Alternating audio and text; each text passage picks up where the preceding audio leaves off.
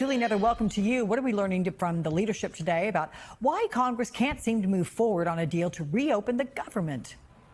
Well, if you were on the conference call that Speaker Johnson held with his members this morning, or you had someone talk to you who was on it like I did, you will know that most Republicans are in unison behind Speaker Johnson in his decision to keep Republicans away from Capitol Hill and out of Washington until, in Johnson's words, Senate Democrats reopen the government. That's because in the lower chamber in the House, Johnson already passed his bill, a 7-week extension of status quo government funding levels. At that point, to keep the government funded, at this point, the conversation is about reopening it. And he is essentially daring the Senate, as is the Republican leader of that chamber, and daring specifically Senate Democrats to continue voting against a bill that, as you've covered, is leading to serious consequences for millions of Americans, whether you work in the federal government or not. In the meantime, though, Democratic leader Hakeem Jeffries in the House is continuing to call on Republicans to attach those health care provisions that you see right there on your screen, most notably the extension of the Affordable Care Act subsidies, which expired this year, to any deal to reopen the government. Republicans are playing hardball. They are in the majority, but they do need Democratic votes. Take a listen to what Jeffrey said, and then on the back end, you'll hear from Speaker Johnson. The White House and Republicans have gone radio silent since the Oval Office meeting on Monday. It's because they wanted to shut the government down, and they don't want to provide health care to everyday Americans. Republicans thought that we would back down as a result of their deepfake videos, threats, project cancellations, and lies. But Democrats aren't going to bend. Do you commit to doing something to address those subsidies so that insurance premiums don't spike for Americans in 2026? This is one of many issues that have to be deliberated and discussed through our process. What we're asking the Democrats to do, I'll close as we began, please open the government so we can do that work.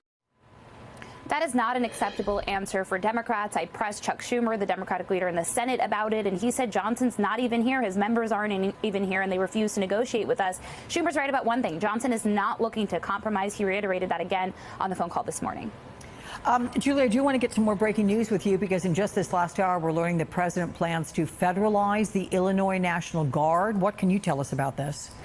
Yeah, Alex, we have not heard from the White House yet about this. I did reach out, but we did hear from the governor of Illinois, J.B. Pritzker, who posted a statement in part, if I can read it to you, saying, quote, this morning, the Trump administration's Department of War, of course, he's referring to the Defense Department, gave me an ultimatum, call up your troops or we will. It is absolutely outrageous and un-American to demand a governor send military troops within our own borders and against our will. Pritzker went on to say in the coming hours, the Trump administration intends to federalize 300 members of the Illinois National Guard. This is something the president has forecasted since at least early September that he wants to do, sending troops, federalizing the National Guard and sending them to Chicago, whether the Democratic governor there likes it or not. The president doing the same in other cities. Of course, here in Washington, D.C., we still see a presence of National Guard troops around the city. The president saying the crime is low now because of it. Of course, the mayor here had somewhat welcomed that development in Memphis last week. We saw federal agents from the DEA, the ATF, the FBI go down into that city to try and help crime there. The Republican governor of that state accepting it, as are some residents. But in this case, in Chicago,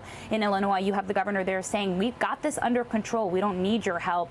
And the president seemingly going around that. But again, we asked the White House to confirm this. We don't have it confirmed yet from their end. But according to Pritzker, that is a conversation that took place between the Pentagon and his office. Washington, with the federal government barreling toward a shutdown at midnight, House Speaker Mike Johnson is digging in, keeping Republicans off Capitol Hill until Senate Democrats pass a clean funding bill to reopen operations. In a morning conference call with members, Johnson framed the impasse as a Democratic refusal to act, insisting the House already approved a 7-week extension of status quo funding levels.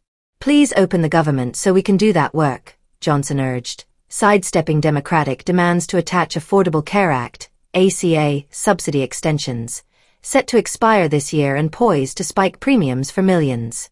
House Democratic leader Hakeem Jeffries lambasted the strategy as deliberate sabotage. The White House and Republicans have gone radio silent since the Oval Office meeting on Monday, Jeffries said. It's because they wanted to shut the government down, and they don't want to provide health care to everyday Americans. Jeffries accused the GOP of using deepfake videos, threats, project cancellations, and lies to force concessions, vowing Democrats won't bend. Senate Democratic leader Chuck Schumer echoed the frustration. Johnson's not even here. His members aren't even here, and they refuse to negotiate with us. The dispute hinges on ACA subsidies, which have kept premiums affordable for 21 million enrollees. Without extension, costs could rise 75% in 2026, hitting low- and middle-income families hardest. Republicans, holding a slim House majority, need Democratic votes for passage but demand a clean bill first. Johnson's call rallied the caucus, with most aligning behind the hardline stance. Analysts warn a shutdown would furlough 2 million federal workers, halt services from national parks to food inspections, and cost $6 billion daily in economic output, echoing 2018-19's 35-day impasse. The brinkmanship unfolds amid broader GOP frustrations with Trump's erratic style, but Johnson remains steadfast, viewing the shutdown as leverage against radical Democratic priorities. Democrats counter that Republicans are manufacturing chaos to avoid accountability for ACA sabotage, with Jeffries quipping, "Republicans thought we would back down, but Democrats aren't going to bend." Breaking: Trump to federalize Illinois Guard for Chicago. In a dramatic escalation, the White House is poised to federalize 300 members of the Illinois National Guard, overriding Democratic Governor J.B. Pritzker's objections to deploy them to Chicago for public safety. Pritzker blasted the move as an outrageous and un-American ultimatum from the Defense Department, rebranded by Trump as the Department of War. "This morning, the Trump administration gave me an ultimatum. Call up your troops or we will," Pritzker said in a statement. "It is absolutely outrageous to demand a governor send military troops within our own borders and against our will." Trump has telegraphed the action since early September, vowing Guard deployments to war zones like Chicago amid rising crime rhetoric.